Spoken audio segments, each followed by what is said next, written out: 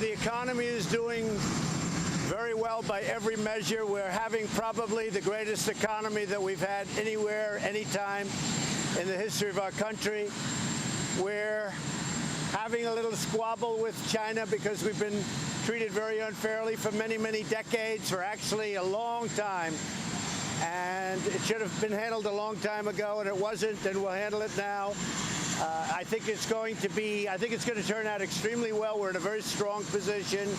We are the piggy bank that everybody likes to take advantage of or take from, and we can't let that happen anymore. We've been losing for many years anywhere from $300 billion to $500 billion a year with China and trade with China. We can't let that happen.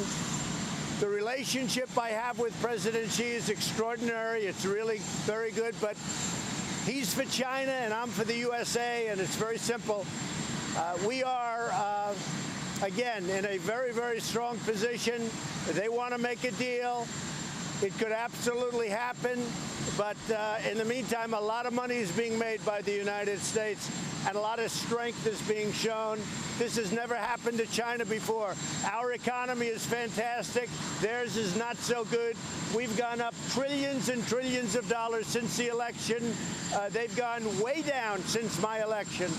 So that's the way it is. That's the way it stands. We're going to do very well. Yeah. President, are you confident that there will be no recession while you're in office? Well, you never can say that, but we're doing very well. I think we probably have the greatest economy that we've ever had. Employment numbers came out, as you know. They're record levels in almost every category. African American, the best in history. You take a look. Hispanic American, the best in history. Yesterday, Asian American numbers came in. They are the lowest in history, the history of our country. Women, I think it's 61 years, and soon that'll be historic too. So that we are doing, and as far as employment numbers, we have the most people working today in the United States that we've ever had before, almost 160 million people. So it's really good. You got a machine over there. No, I wouldn't. We have a very good dialogue. We have a dialogue going. It'll always continue. But we made a deal with China. It was a deal that was a very good deal. It had to be a good deal, otherwise we're not making it. Because we've been down so low in trade, and other presidents should have done this a long time ago. We can't just make a good deal. And I told that to President Xi.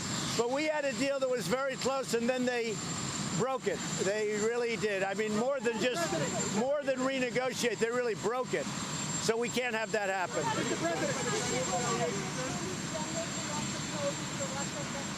No, I didn't ask him to do that. I didn't know it. But I think it's a great thing that he did it. I saw it last night, and they want to look at how that whole hoax got started. It was a hoax. And even Mueller, not a friend of mine, even Bob Mueller, came out, no collusion. And he had 18 people that didn't like Donald Trump. They were Hillary Clinton fans. They contributed, many of them, to Hillary Clinton. They came out. It was the greatest hoax ever perpetrated on the people of this country. And you know what? I am so proud of our Attorney General that he is looking into it. I think it's great. I did not know about it, no. Were you surprised by the Chinese retaliation? No, I wasn't surprised, but you have to understand, they do 600 billion, meaning we buy 600 billion, they buy 100 billion. We have all the advantage. It's a very small factor for us, and we have a much bigger economy now. You know, since my election, we've gone up so much. We have a much bigger economy than China. But if you take a look, 600 million versus 100 million, it's a different world.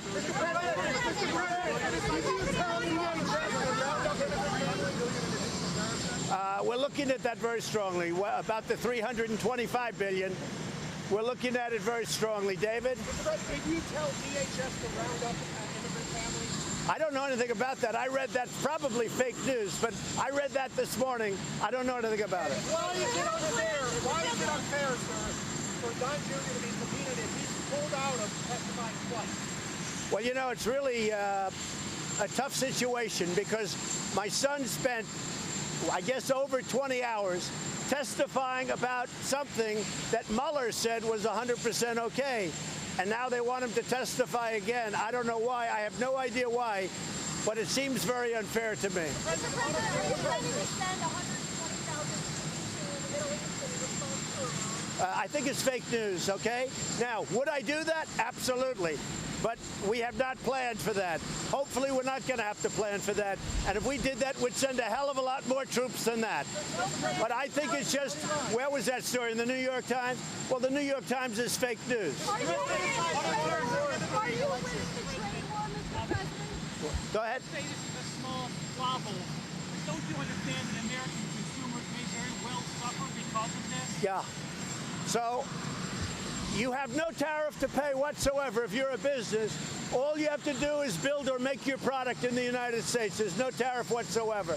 So that really works out very well.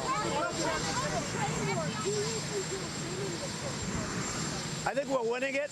We're going to be collecting over $100 billion in tariffs. Our people, if they want, they can buy from someplace else other than China, or they can really, the ideal is make their product in the USA. That's what I really want. Yeah, we're winning it. You know what? You want to know something? You want to know something? We always win. We always win. How are you, Emerald?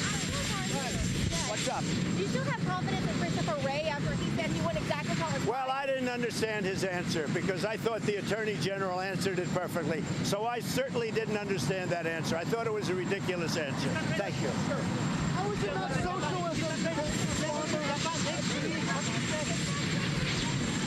How is it not socialism, sir?